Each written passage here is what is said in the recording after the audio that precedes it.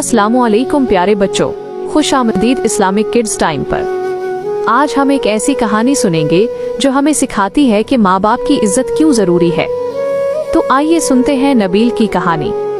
नबील एक 12 साला ज़हीन और खूबसूरत लड़का था।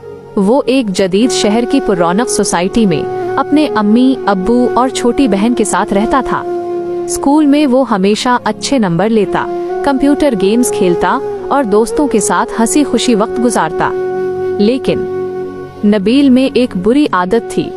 वो अक्सर अपने वालिदैन से ऊंची आवाज में बात करता, उनकी बात काटता और गुस्से में कमरे का दरवाजा जोर से बंद कर देता।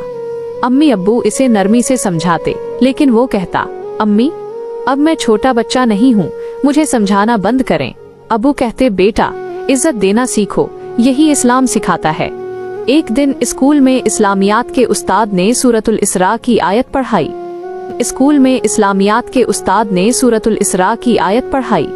वक़ज़ा रब्बुका अला ताबुदू इल्ला इय्याहु व बिल वालिदैनि इहसानन।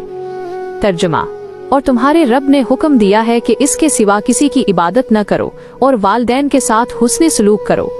ये आयत नबील के दिल में घर कर गई। शाम को वो घर आया तो अम्मी खाने में मसरूफ थीं और अब्बू कुछ परेशान नजर आ रहे थे। नबील ने आहिस्ता से कहा, अम्मी अब्बू मुझे माफ कर दें, मैं आप दोनों की कदर नहीं कर रहा था।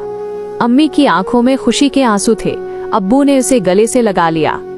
अब नबील न सिर्फ अच्छा तालिबे इल्म था, बल्कि एक फर्माबरदार बेटा भी बन चुका था। प्यारे बच्चों, माँ बाप अल्लाह की बहुत बड़ी नेमत है। उनकी इज्जत करना, नरमी से बात करना और खिदमत करना हमें दुनिया व आखिरत में कामयाब बनाता है। तो बच्चों, क्या आप वादा करते हैं कि हमेशा अपने वालिदैन की इज्जत करेंगे?